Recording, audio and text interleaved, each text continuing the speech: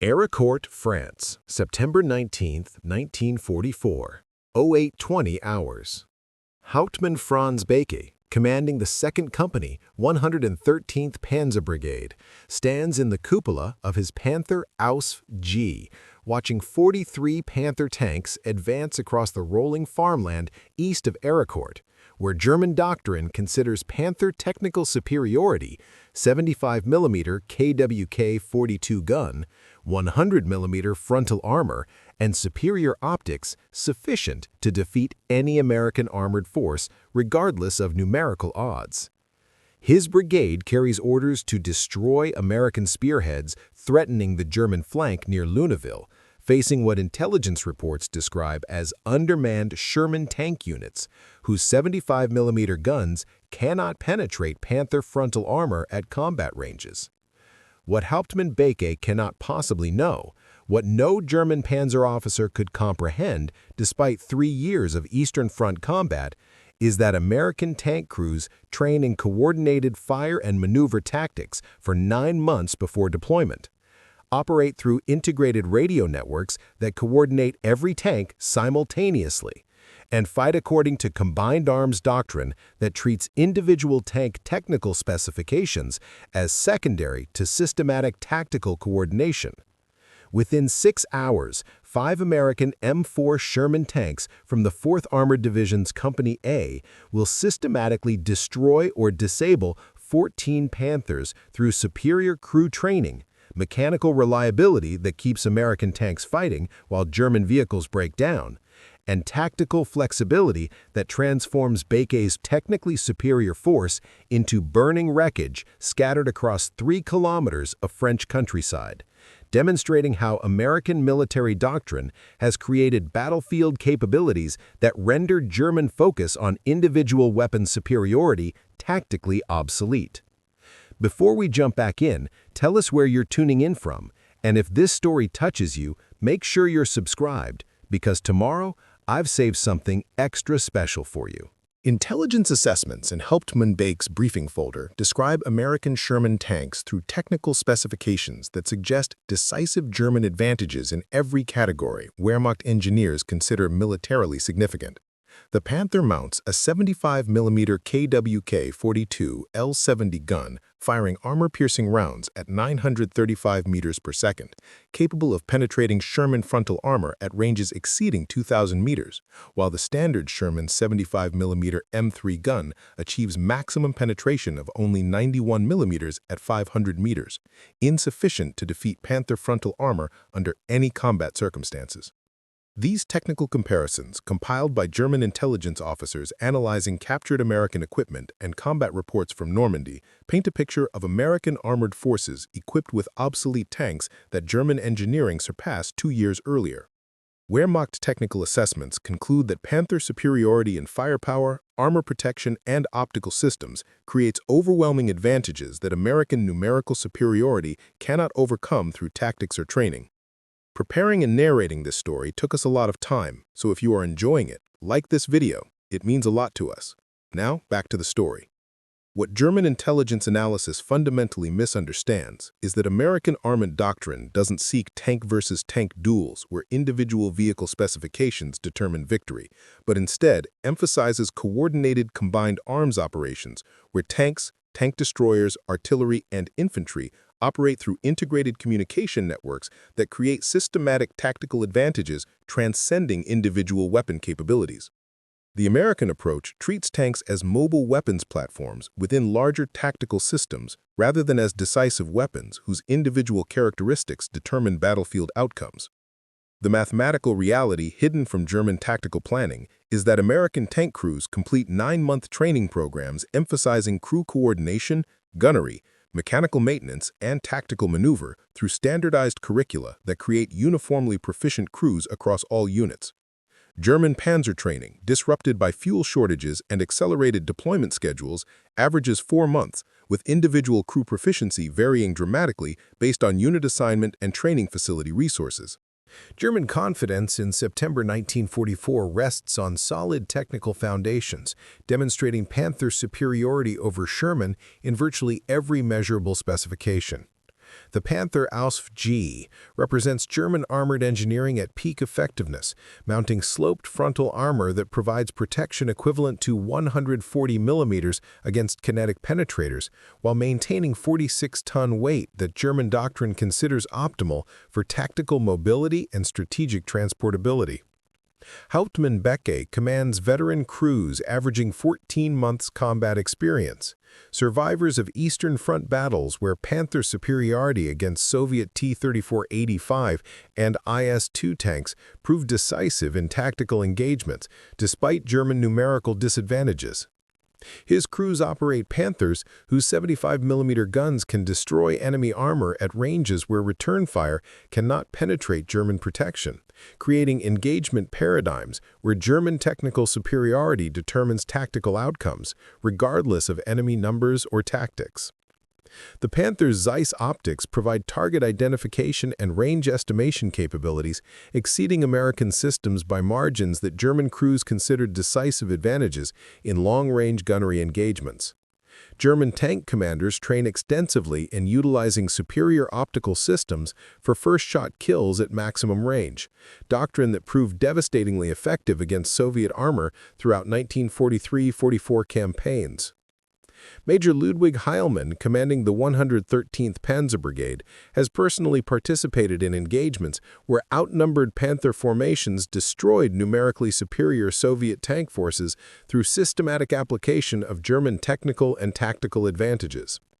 These combat successes created confidence that Panther capabilities guarantee victory against American forces, whose Sherman tanks German intelligence considers technically inferior to Soviet armor that Panthers routinely defeated. German tactical doctrine emphasizes individual tank prowess, with highly trained gunners engaging enemy armor at maximum range through superior optics while relying on frontal armor protection that enemy weapons cannot penetrate. This approach, refined through 3 years of combat against enemies whose coordination capabilities and crew training German forces consistently exceeded, creates assumptions about armored warfare that American systematic advantages will devastate. What German intelligence fundamentally misunderstands is the systematic transformation of American armored forces from equipment-focused organization to integrated tactical systems, emphasizing crew training, mechanical reliability, and coordinated operations through doctrinal innovations that transcend individual weapon specifications. The revolution began at Fort Knox, Kentucky, where the Armored Force School developed standardized training programs creating uniformly proficient tank crews through scientific instructional methods. The 9-month training cycle transforms civilian recruits into coordinated 5-man tank crews through systematic progression from individual skills to collective operations. Weeks 1 through 8 focus on individual crew positions with specialized instruction in driving, gunnery, loading, radio operation, and command functions through programs emphasizing repetitive practice until procedures become automatic responses requiring no conscious thought. Weeks 9 through 16 integrate individual skills into crew coordination through live fire exercises, where crews learn to operate as unified teams rather than collections of specialists. American training philosophy emphasizes that tank effectiveness depends primarily on crew coordination rather than individual technical proficiency, with successful crews achieving response times and gunnery accuracy through systematic teamwork that individual excellence cannot match. The gunnery training program demonstrates Americans' systematic approach to crew development, with gunners firing 1,000+ practice rounds before deployment while learning to engage targets through coordinated procedures involving commander target identification, gunner weapon laying, and loader ammunition preparation. This standardized training creates gunnery proficiency that German crews achieve only through extensive combat experience, giving American replacement crews capabilities equivalent to German veterans. American maintenance training ensures every crew member understands tank mechanical systems sufficiently to perform field repairs and preventative maintenance that keeps vehicles operational under combat conditions. The Sherman's mechanical reliability, designed for mass production using automotive industry components, combines with crew maintenance training to achieve operational readiness rates exceeding 90%, dramatically higher than Panther availability rates constrained by complex engineering and limited spare parts.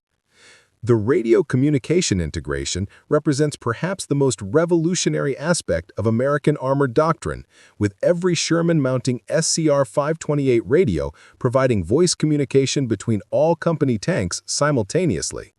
American crews train extensively in radio procedures, with standardized communication protocols that allow rapid coordination of complex tactical maneuvers impossible for forces relying on visual signals or limited radio availability. As the 113th Panzer Brigade advances toward Arracourt during the pre-dawn hours of September 19th, German crews follow tactical procedures developed through Eastern Front combat, emphasizing aggressive movement to contact followed by long-range engagement, utilizing Panther technical superiority. Bäke's battle plan assumes American forces will attempt defensive positions that German mobility can flank, while superior Panther guns destroy enemy armor before Shermans achieve effective range. German radio discipline maintains near silence during approach, with communication limited to essential command transmissions to prevent American radio interception. This communication doctrine, effective against Soviet forces whose limited radio capabilities prevented effective signals intelligence, unknowingly surrenders coordination advantages that American forces will exploit through continuous radio communication, coordinating all company elements simultaneously. Bäke's Panthers maintain 100-meter intervals during advance, providing tactical spacing that Eastern Front experience demonstrated optimal for preventing multiple vehicle losses to single artillery strikes while allowing mutual support during engagement. German crews scan forward sectors through excellent Zeiss optics, seeking enemy positions at ranges where Panther guns ensure first-shot advantages that German doctrine considers decisive. Meanwhile, 3 kilometers west near Arracourt, Captain James Leach, commanding Company A, 37th Tank Battalion, 4th Armored Division, coordinates defensive positions through continuous radio communication with his 15 Sherman tanks deployed in mutually supporting positions, offering overlapping fields of fire across likely German approach routes. Leach, a veteran of North African and Italian campaigns, has positioned his forces according to American defensive doctrine, emphasizing coordinated fires rather than individual tank prowess. American defensive preparation includes detailed terrain reconnaissance identifying engagement positions offering cover, concealment, and clear fields of fire, while providing covered withdrawal routes allowing tactical displacement under fire. Each Sherman occupies whole defilade positions, exposing only turrets to enemy observation, with pre-registered artillery coordinates covering all approaches and tank destroyer positions providing overwatch from flanking positions Germans cannot observe from direct approach routes.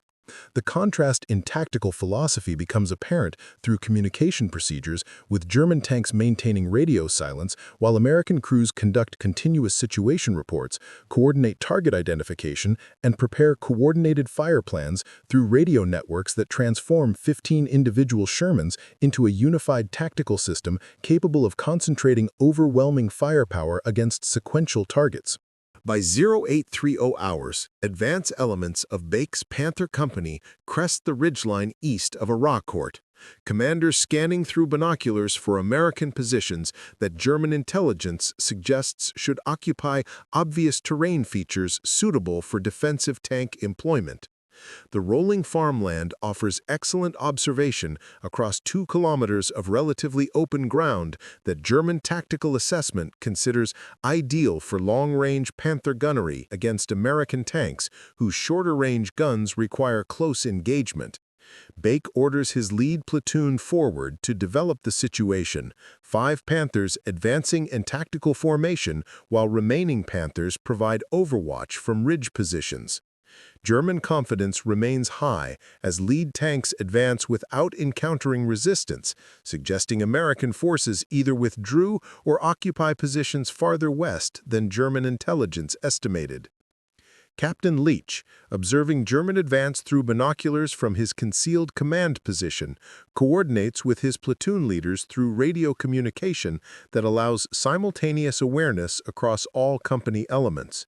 American crews remain in hull defilade positions, invisible to advancing Germans, with gunners tracking approaching Panthers through periscopes while awaiting fire commands that will initiate coordinated engagement by multiple Shermans simultaneously.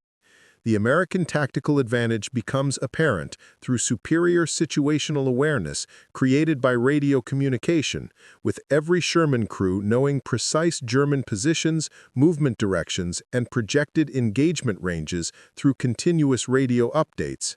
German crews operating under radio silence possess only information visible from individual tank positions, creating coordination gaps that American doctrine will exploit systematically.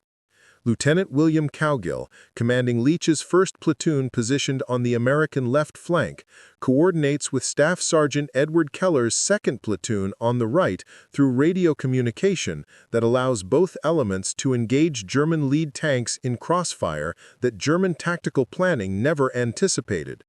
American doctrine emphasizes coordinated fires from multiple positions rather than individual tank duels, creating engagement geometry that defeats superior German armor through systematic tactical advantages. At precisely 0847 hours, Captain Leach transmits fire through his radio network, and 5 American Shermans simultaneously engage the lead German Panther from 3 different positions, their 75mm guns firing within 2-second intervals that concentrate 15 rounds toward a single target before German crews can react to the first impact. Sergeant Keller's Sherman, positioned in defilade offering clear shot at German Panther's thinner side armor, fires first with high-velocity armor-piercing round striking Panther's right side at perpendicular angle. The round penetrates 40mm side armor, creating internal damage that disables the tank, although not causing catastrophic fire.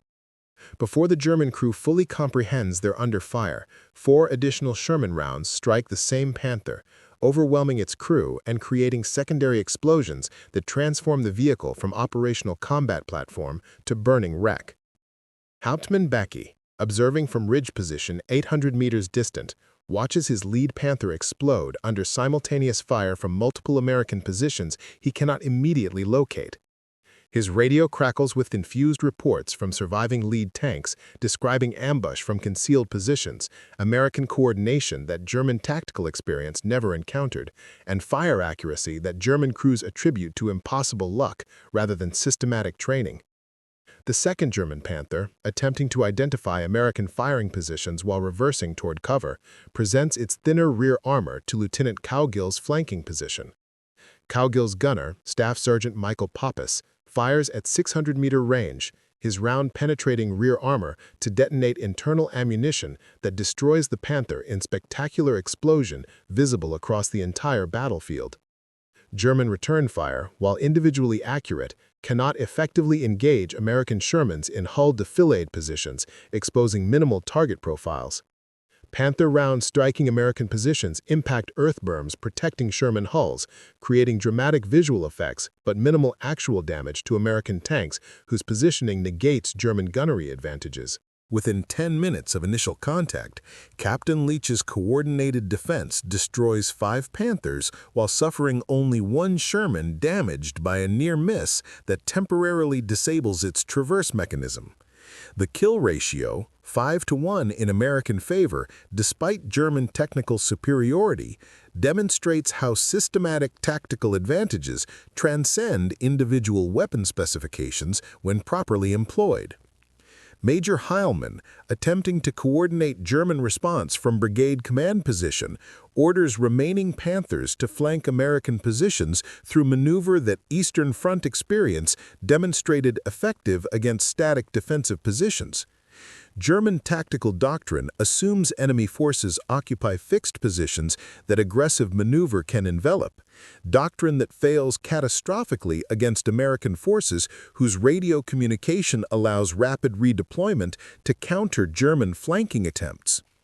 As German Panthers maneuver southeast, attempting to flank American left, Captain Leach coordinates repositioning of his 3rd Platoon to blocking positions that intercept German movement through fields of fire Germans cannot observe until entering engagement zones.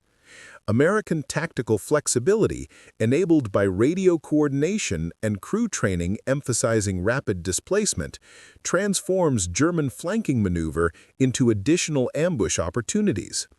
The mechanical reliability differential becomes tactically decisive as 3 German Panthers suffer mechanical breakdowns during rapid maneuvering, their complex final drive systems and transmission components failing under stress that Sherman's simpler automotive-derived components withstand reliably. German crews must abandon disabled vehicles, reducing effective Panther strength, while every American Sherman remains operational through superior mechanical design and crew maintenance practices. Staff Sergeant Keller, displacing his platoon to alternate firing positions through covered routes identified during defensive preparation, achieves flanking position against German tanks focused on original American positions. Keller's radio coordination with Captain Leach ensures his flank attack synchronizes with frontal pressure, creating crossfire that German tactical doctrine provides no effective counter against when communications limitations prevent German coordination matching American integration. By 10:30 hours, the 113th Panzer Brigade's confident advance has degenerated into desperate attempts to break contact with American forces, whose coordination and tactical proficiency exceed anything German doctrine anticipated. 14 Panthers lie destroyed or disabled across the battlefield, their technical superiority proving irrelevant against American systematic advantages in crew training, communication, and coordinated tactics. Hauptmann Bäke, his company reduced to operational strength of 18 Panthers from original 43 through combination of combat losses and mechanical failures, orders withdrawal toward German lines, while American forces maintain contact through aggressive pursuit that prevents German reorganization. The withdrawal exposes German tanks to additional losses as mechanical breakdowns during movement under pressure create abandoned vehicles that American forces capture intact. Lieutenant Cowgill's aggressive pursuit demonstrates American tactical doctrine emphasizing exploitation of enemy disorganization, with his platoon maintaining pressure on withdrawing Germans through coordinated movement that prevents German rearguards from establishing effective defensive positions. American radio communication allows Cowgill to coordinate his advance with flanking elements, creating continuous threat that German forces cannot counter through local tactical responses.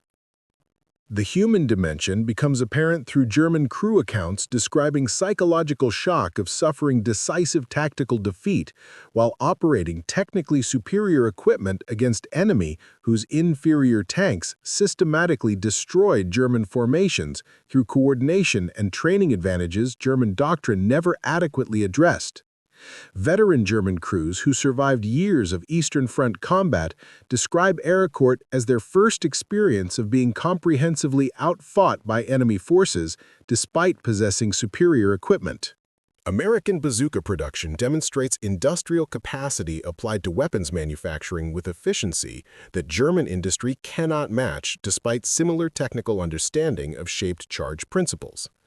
By August 1944, American factories produce 40,000 bazooka launchers monthly while simultaneously manufacturing 1.2 million rockets, creating supply abundance that ensures every American infantry unit operates with adequate anti-tank ammunition regardless of expenditure rates. The logistics network supporting bazooka operations extends from American factories through Atlantic shipping to forward ammunition dumps that maintain 3-day supply levels at battalion level, ensuring American infantry never face ammunition shortages that limit engagement opportunities.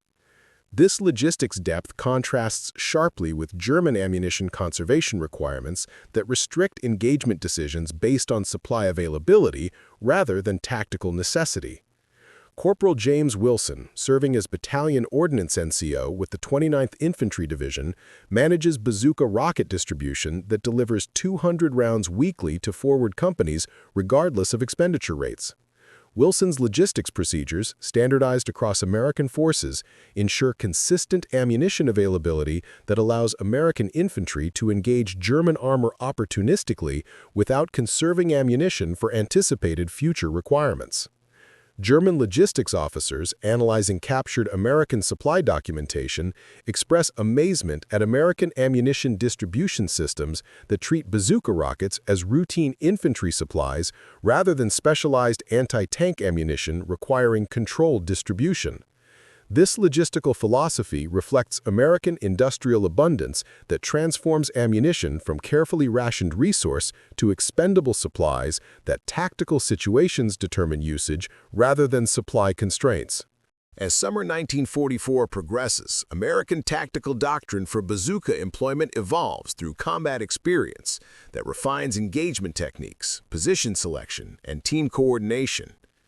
The FM 2330 Field Manual, updated August 1944, incorporates lessons from Normandy fighting emphasizing optimal range selection at 100 to 150 yards for maximum penetration reliability, targeting priority against side and rear armor, and immediate displacement after firing to avoid German suppressive fire. Captain Harrison, now commanding Company E through multiple defensive operations, develops bazooka employment tactics that integrate anti-tank teams with machine gun positions and mortar support to create coordinated defensive systems. Harrison's tactics emphasize using bazooka teams as mobile reserve that deploys to threaten sectors based on German armor approach routes, creating flexible anti-tank defense that static gun positions cannot provide.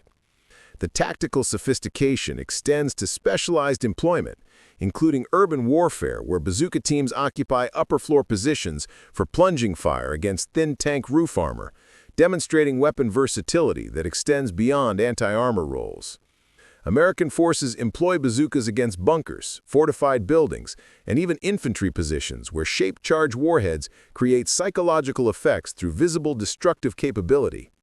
German tactical countermeasures evolve simultaneously, with revised armor employment doctrine emphasizing extensive infantry reconnaissance, artillery preparation against suspected anti-tank positions, and limiting armor operations in terrain favoring infantry ambush.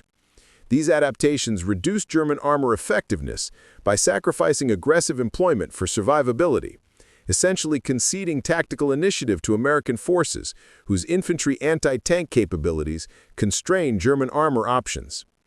By September 1944, cumulative bazooka effectiveness creates strategic consequences extending beyond individual tactical engagements to encompass fundamental changes in German operational planning.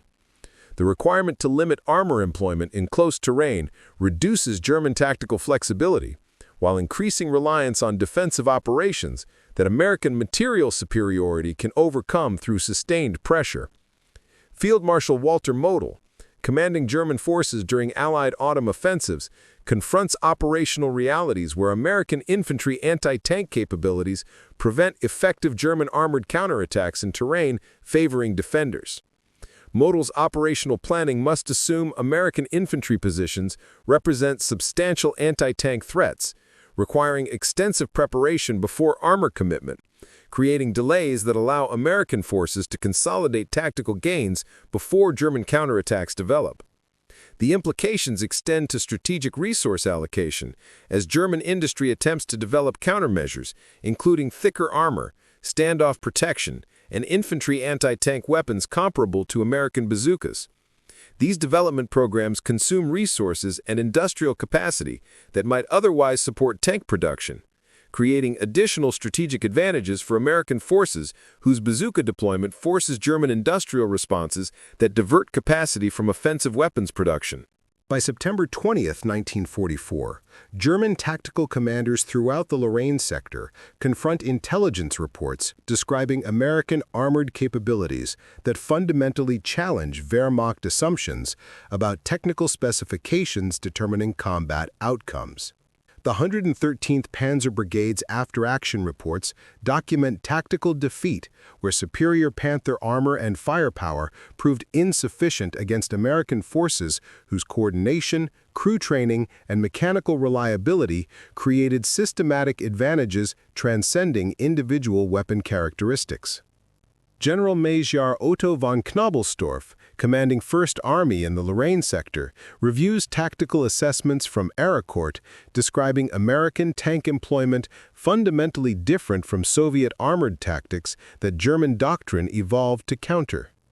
Von Knobelsdorff's staff officers struggle to reconcile reports of American Shermans defeating Panthers through coordinated maneuver, with German technical intelligence insisting Panther superiority guarantees tactical dominance regardless of enemy tactics or training. The implications extend beyond single engagement to encompass strategic recognition that American armored doctrine represents qualitatively different approach to mechanized warfare, emphasizing systematic integration over individual weapon excellence. German tactical philosophy, refined through Eastern Front experience against Soviet forces whose coordination limitations allowed German technical superiority to prove decisive, encounters American operational methods that negate German advantages through superior training, communication, and combined arms integration. General der Panzertruppe Hasso von Montefel, commanding 5th Panzer Army, submits classified assessments to OKW describing American armored capabilities that operate according to industrial principles rather than traditional military excellence, creating tactical effectiveness through systematic coordination that our doctrine provides inadequate counters against. Von Montefel's analysis acknowledges that American radio integration, crew training standardization, and mechanical reliability create cumulative advantages that German focus on weapon specifications fundamentally misunderstands. The human cost becomes apparent through German casualty statistics showing Panther crew survival rates during Lorraine fighting significantly lower than Eastern Front averages, reflecting American gunnery training that achieves first-round hit probabilities exceeding German peacetime training standards. American crews, completing 1,000-round gunnery programs before deployment, demonstrate accuracy that German commanders attribute to impossible luck, rather than systematic training, creating capabilities German accelerated wartime programs cannot match. The tactical lessons from September 19th multiply throughout subsequent Lorraine fighting, as American 4th Armored Division continues demonstrating coordinated armored operations that systematically defeat German forces despite persistent Panther technical advantages. The Battle of Arracourt extends through 3 weeks of engagement, where American forces destroyed 281 German tanks while losing 48 Shermans, creating 6-to-1 loss ratios that German doctrine considered mathematically impossible given Panther superiority.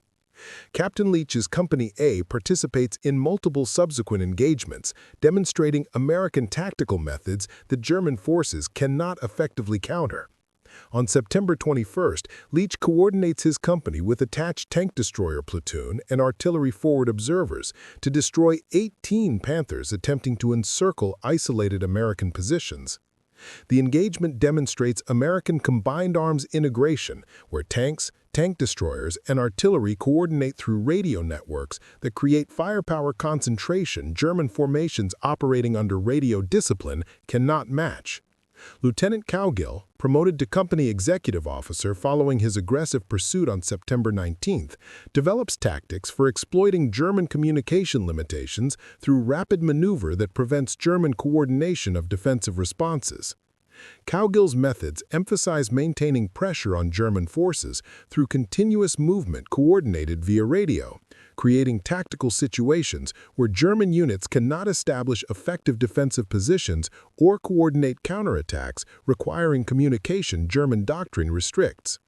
The mechanical reliability differential proves increasingly decisive as extended combat operations reveal American Sherman operational readiness rates averaging 92%, while German Panther availability decreases to 58% through combination of combat damage, mechanical failures, and spare part shortages that German logistics cannot address. American maintenance procedures, standardized across all units and supported by abundant spare parts production, keep damaged Shermans operational through field repairs that German complex engineering makes impossible for Panther crews. Staff Sergeant Michael Pappas, Cowgill's gunner who achieved the remarkable rear armor kill on September 19th, continues demonstrating gunnery proficiency that reflects 1,000-round training programs, creating muscle memory and target acquisition skills German wartime training cannot duplicate. Pappas's combat performance, 11 confirmed kills through October 10th, represents not individual excellence, but systematic training creating capabilities replicated across American tank battalions through standardized instruction methods. American tactical successes at Arracourt influence armored doctrine throughout European theater, as other divisions study 4th Armored Division methods and implement similar coordination-focused tactics. The Third Army's armored divisions adopt radio communication procedures, coordinated fire techniques, and combined arms integration that transform American armored capabilities from equipment-focused organizations to systematic tactical machines that German forces cannot effectively engage. Major General John Wood, commanding 4th Armored Division, submits tactical reports to Third Army headquarters describing coordination methods that achieve tactical results exceeding anything individual weapon specifications predict. Wood's analysis emphasizes that Sherman technical inferiority to Panther becomes tactically irrelevant when American crews coordinate fires, maneuver systematically, and operate through communication networks that German doctrine cannot counter through superior individual weapon characteristics. The influence extends to tank destroyer doctrine as American forces integrate towed and self-propelled tank destroyers with tank battalions through coordinated operations that create layered anti-armored defenses German tactics cannot penetrate. The M10 and M18 tank destroyers, equipped with high-velocity 76mm and 90mm guns capable of penetrating Panther armor at combat ranges, position in overwatch supporting Sherman maneuver through coordination that transforms American defensive capabilities. Colonel Creighton Abrams, commanding 37th Tank Battalion, where Captain Leach serves, becomes prominent advocate for coordination-focused armored tactics that emphasize crew training and communication over equipment specifications. Abrams' tactical philosophy, that coordination defeats specification every time, influences American armored doctrine development through war's remainder and into post-war period, where his methods become foundational for American mechanized warfare concepts. German attempts to counter American coordination advantages include tactical directives emphasizing more aggressive radio use, improved crew training programs, and mechanical reliability improvements that resource constraints and accelerated production schedules make impossible to implement effectively. The 5th Panzer Army issues tactical guidance, emphasizing the need to match American communication integration, but radio scarcity and doctrinal emphasis on radio silence for security prevent effective implementation. Oberst Meinrad von Lauckert, commanding 2nd Panzer Division during Lorraine operations, attempts implementing American-style coordination tactics within his command, but confronts limitations that German organizational structure and equipment distribution make insurmountable. German panzer companies lack sufficient radios for universal tank-to-tank communication, while German tactical culture emphasizing individual initiative over centralized coordination creates resistance to American-style coordinated operations that German officers consider contrary to traditional military excellence. The crew training differential proves impossible to address through wartime measures, as German accelerated training programs cannot replicate American 9-month standardized curricula, creating uniformly proficient crews. German panzer training, compressed to 4 months and disrupted by fuel shortages limiting live-fire exercises, produces crews whose individual skills vary dramatically based on training facility resources and instructor availability. Systematic inconsistency that American standardization eliminates through industrial training methods. Major Heinrich von Lutwitz, commanding Panther Battalion during Arracourt fighting, submits tactical assessments describing American capabilities that exceed our doctrine's capacity to counter through available means, indicating fundamental differences in military philosophy that technical superiority cannot overcome. Von Leutwitz's analysis acknowledges that German focus on weapon excellence created organizational blindness to systematic advantages that American industrial approach to warfare development emphasized. The Panther's mechanical unreliability emerges as decisive factor limiting German tactical effectiveness as complex engineering optimized for performance rather than reliability creates operational availability that German forces cannot sustain during extended combat. The Panther's final drive system, inadequately designed for vehicle weight and stressed by combat maneuvering, fails at rates exceeding 50% during the rain operations, creating abandoned vehicles that American forces capture intact. Technical Sergeant Robert Mitchell, commanding Company A's maintenance section, manages Sherman repairs that keep American operational readiness above 90% through combination of robust automotive-derived components and abundant spare parts delivered through efficient logistics networks. Mitchell's maintenance procedures, standardized across American armored forces, enable field repairs that return damaged Shermans to combat within hours, while comparable Panther damage requires factory-level repairs German forward logistics cannot provide. The transmission reliability differential becomes particularly acute as Panther final drives fail under combat stress that Sherman's simpler transmission withstands reliably. German crews describe constant anxiety about mechanical failures during tactical maneuvers, knowing that transmission problems during combat create abandoned vehicles and captured crews, a psychological burden that American crews operating reliable Shermans never experience.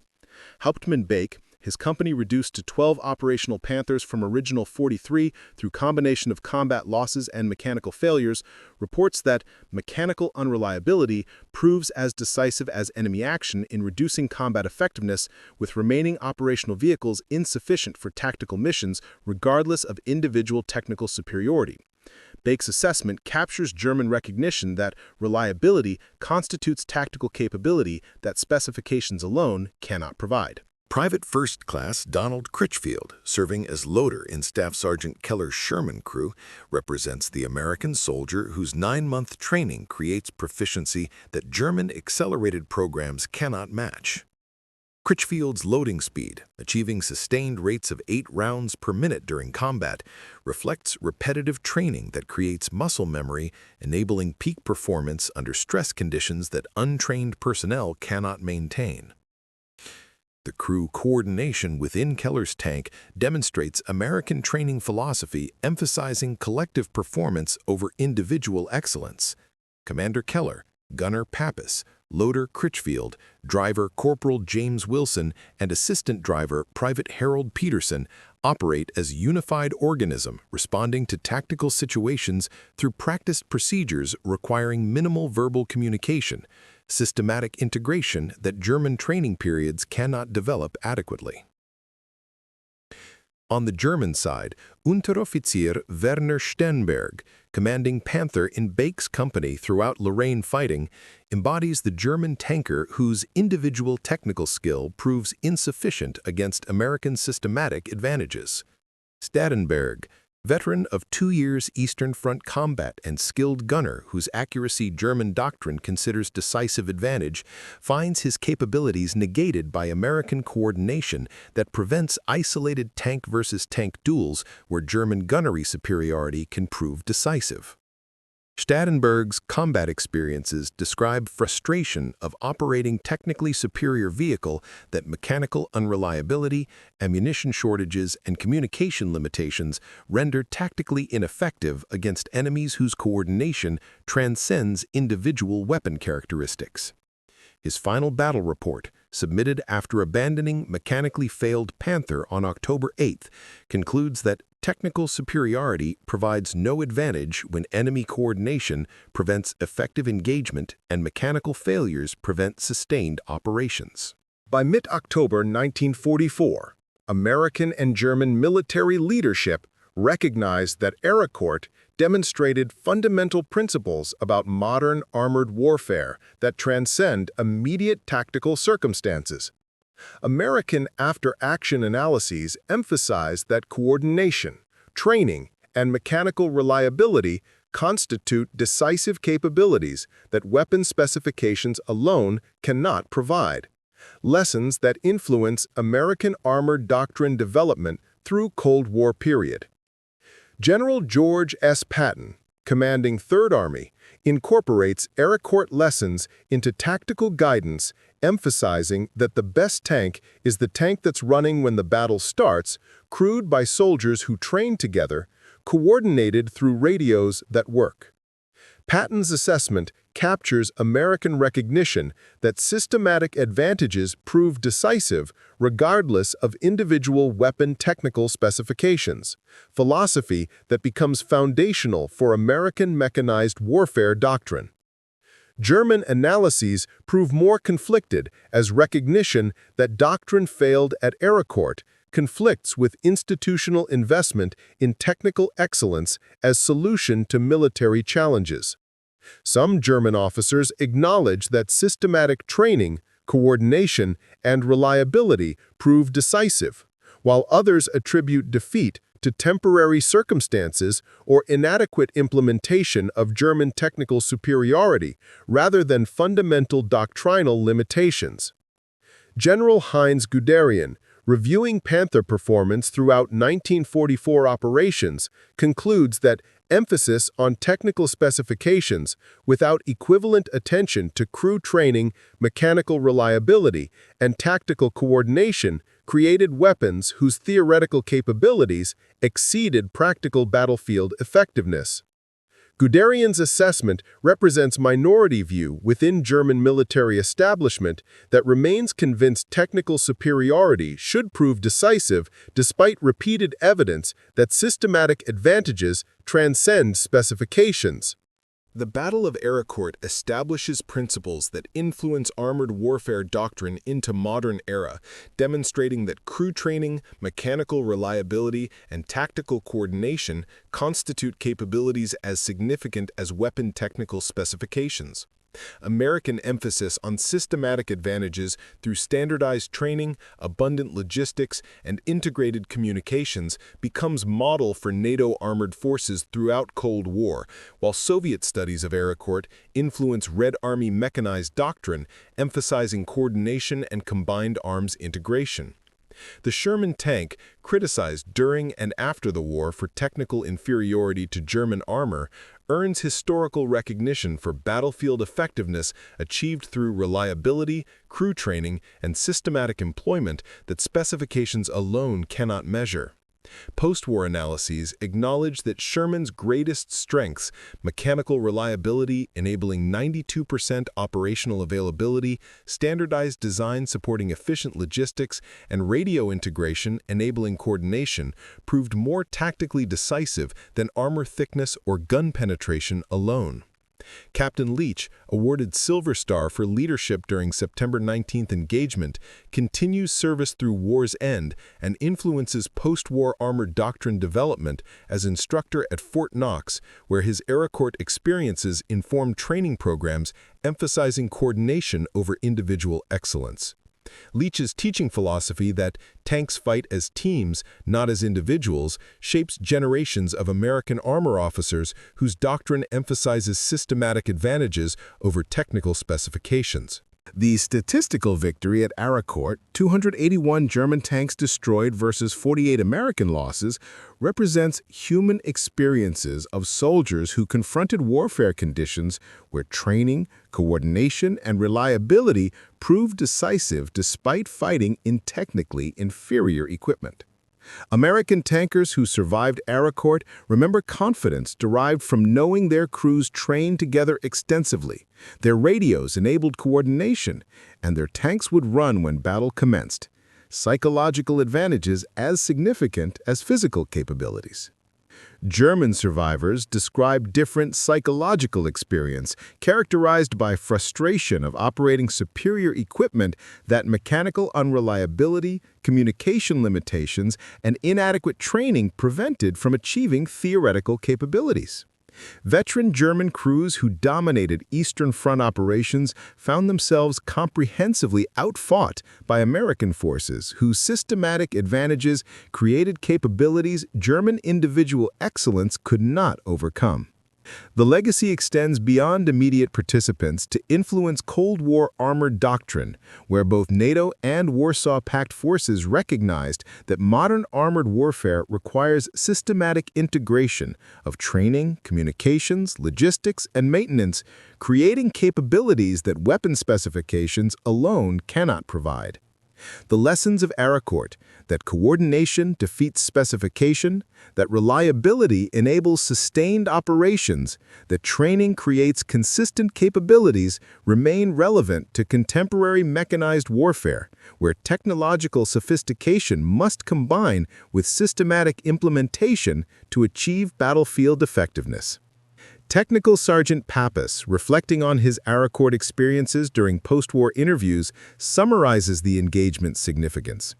"We won because we worked together, because our tanks ran when we needed them, and because our training meant every crew could fight like veterans from day one. The Germans had better tanks on paper, but we had better tank companies in reality, and that's what decided the battle."